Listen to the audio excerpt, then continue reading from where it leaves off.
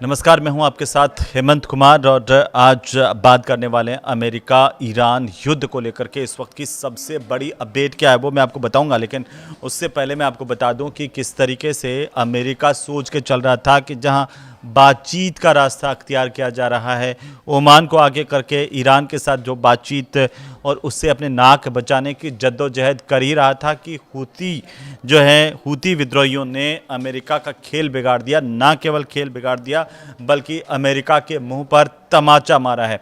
और अब अमेरिका की हालत ऐसी है कि वो क्या करे क्या नहीं करे, इस तरह की स्थिति देखी जा रही है। दरअसल जो हूती विद्रोही है उन्होंने यमन और सऊदी अरब पर बड़ा हमला किया है। यमन के 58 सैनिकों की मौत होने की अभी अभी जानकारी सामने आ रही है और सऊदी में 11 घायल हुए हैं। कई जगह पर आग और दहशत की स्थितियां हैं। ये ईरान के समर्थित हूती विद्रोही हैं जिन्होंने सऊदी अरब और यमन पर एक साथ बड़े हमले किए हैं। जहां एक तरफ अमेरिका ईरान में बातचीत का माहौल फिर से बनने लगा था। अमेरिका को अब इस वक्त ये जो जंग है वो रोकना ज़रूरी लग रहा है। एक तरफ हथियारों की कमी है, दूसरी तरफ अमेरिका में इलेक्शंस आने वाले दिनों में। तो ऐसे में अमेरिका के सामने बड़ी चुनौती है कि कैसे अपनी नाक बचा लें।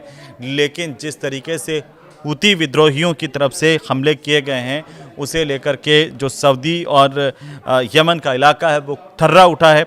सबसे बड़ी बात क्या है वो ये है कि पहला हमला यमन सरकार के मिलिट्री ठिकानों पर किया गया जिसमें बैलिस्टिक मिसाइल यूज़ की गई, साथ ही साथ ड्रोन से हमला किया गया है और इसमें 58 सैनिकों की मारे जाने की खबर मिल रही है।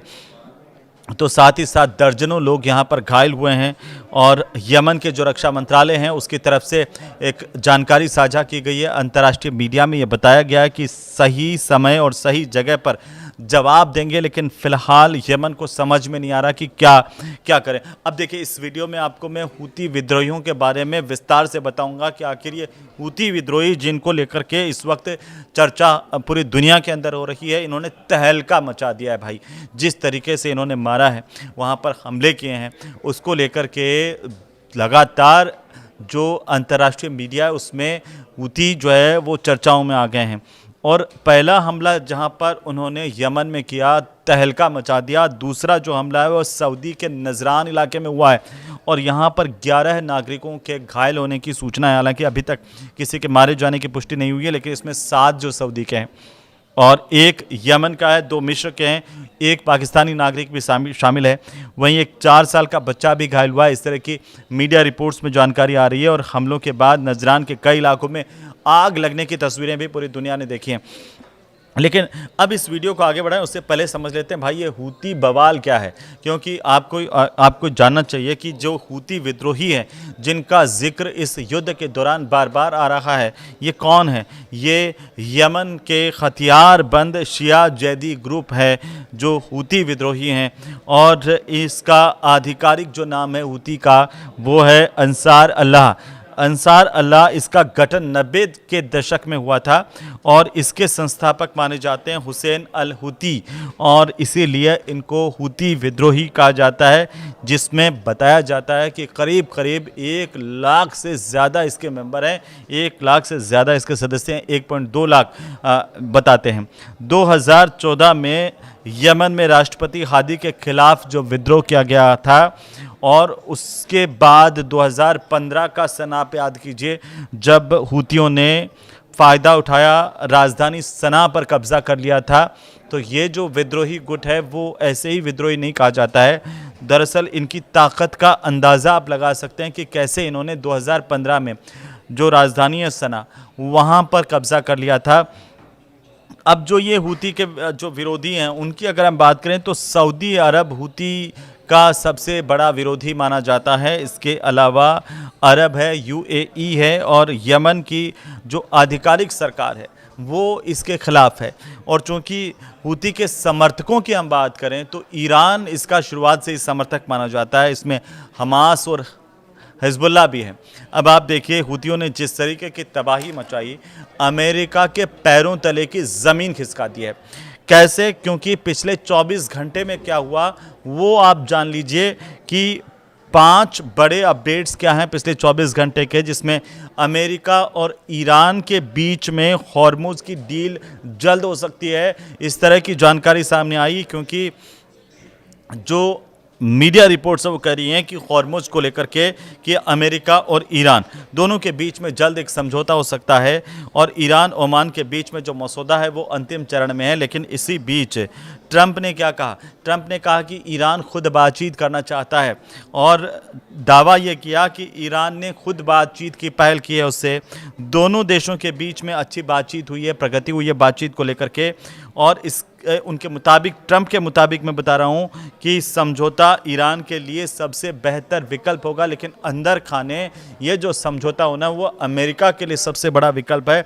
अगर ये अलग बात है, दिगर बात है कि इसमें ट्रंप जो है वो दिखाने की कोशिश कुछ और कर रहे हैं, लेकिन दुनिया को समझ में आ रहा है क्योंकि हॉर्मुज और बाब अल मंदेब में जहाज़ों की आवाजाही बहुत कम हो गई है।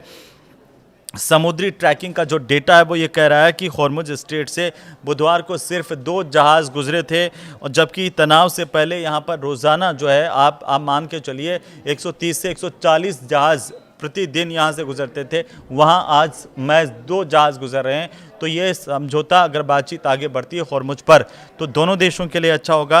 अगर बाब अल मंदेब की बात करें तो यहाँ पर भी जो शिपिंग ट्रैफिक है वो लगातार घटता हुआ नज़र आ रहा है। अब देखिए, अगर कोई बातचीत हॉर्मुज पर होती है, हॉर्मुज पर अगर टोल लग जाता है, तो पूरी दुनिया के अंदर महंगाई को लेकर के सबसे बड़ी चौंकाने वाली बात सामने आएगी। वो ये है कि पूरी दुनिया में महंगाई बढ़ सकती है।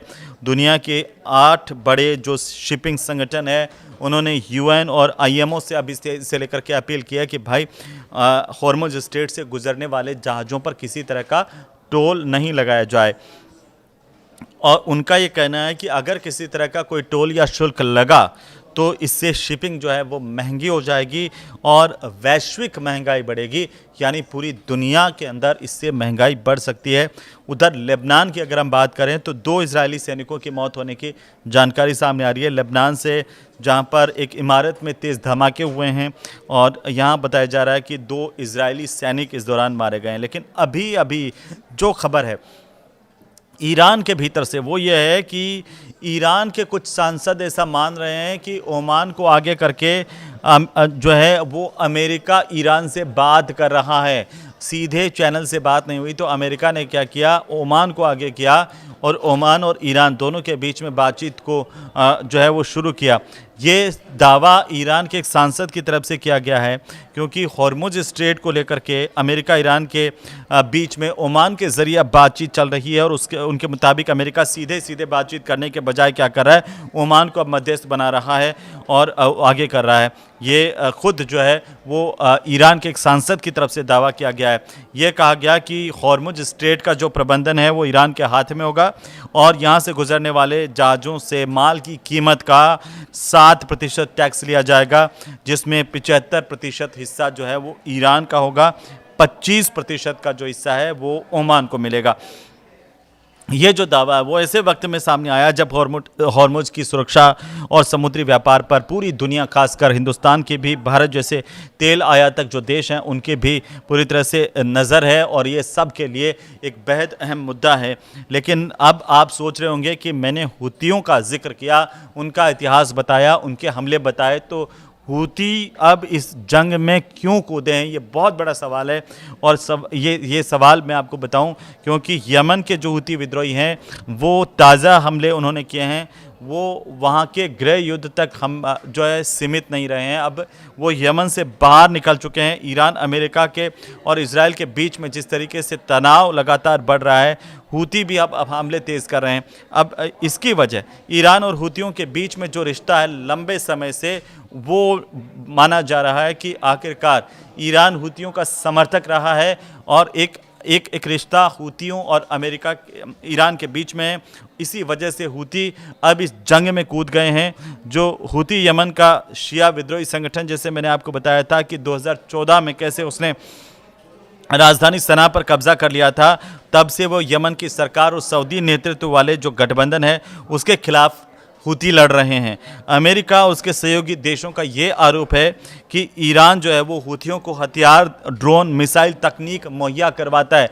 आप इस हमले में भी देखिए कि हूतियों ने किस तरीके से ड्रोन से हमले किए हैं, मिसाइल से हमले किए हैं और तहलका मचा दिया है। और ये भी कहा जा रहा है कि जब भी अमेरिका या इजराइल ईरान पर सैन्य दबाव बढ़ाते हैं तो ऐसे में हूती अपने हमले तेज़ कर देते हैं। इनका मकसद जो है वो विरोधी देशों को एक साथ कई मोर्चों पर उलझाए रखना है, और ताकि ईरान पर पड़ने वाला जो दबाव है वो कम किया जा सके। लेकिन यमन के 5 हिस्सों को अगर हम देखें तो अलग अलग गुटों के कब्ज़े में हैं ईरान के जो यमन के 5 हिस्से हैं, जिसमें आप देखिए सना को देख लीजिए, जो राजधानी है अदन को देख लीजिए, यहाँ सब जगह हूती विद्रोही हैं। इसके अलावा जो यमन का इलाका जिसमें हदरामी एलीट फोर्सेस हैं और बाकी जो इलाका है उसमें सदर्न ट्रांजिशनल काउंसिल एसटीसी है।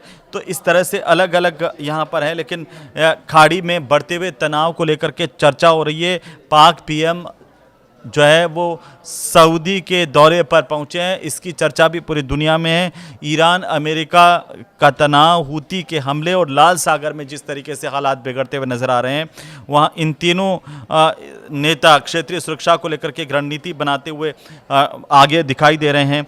ये जो बिगड़ते हालात हैं इन पर जो क्षेत्रीय सुरक्षा के ऊपर एक रणनीति बनाने को लेकर के बताया जा रहा है कि अब इस पर चर्चा की जा रही है। पाकिस्तान की इसमें नई भूमिका होगी, और लेकिन जिस तरीके से लगातार पाकिस्तान को मुंह की भी खानी पड़ी है, पाकिस्तान की बेइज्जती भी हुई, कहा कि उसने समझौता करवा दिया लेकिन क्रेडिट कोई और ले गया ये अंतिम समय में। लेकिन अभी जिस तरीके की खबरें आ रही है वो ये है कि यमन में हूतियों के हमले के बाद मरने वालों की संख्या में लगातार बढ़ोतरी हो रही है। सवाल यह है कि हूती इस युद्ध में कूदे हैं तो अमेरिका के मुंह पर क्या ये बड़ा तमाचा है? अब अमेरिका के सामने क्या विकल्प है? क्या अमेरिका ईरान जंग का कोई सोल्यूशन निकल पाएगा? ये आप ज़रूर से कमेंट करके बताइए। और आखिरकार आप इसे कैसे देख रहे हैं कि हूती आखिरकार जब हमले कर रहे हैं तो अमेरिका के लिए कितना बड़ा परेशानी का सबब बन सकते हैं? वीडियो अच्छा लगे तो ज़रूर शेयर कीजिए। नमस्कार।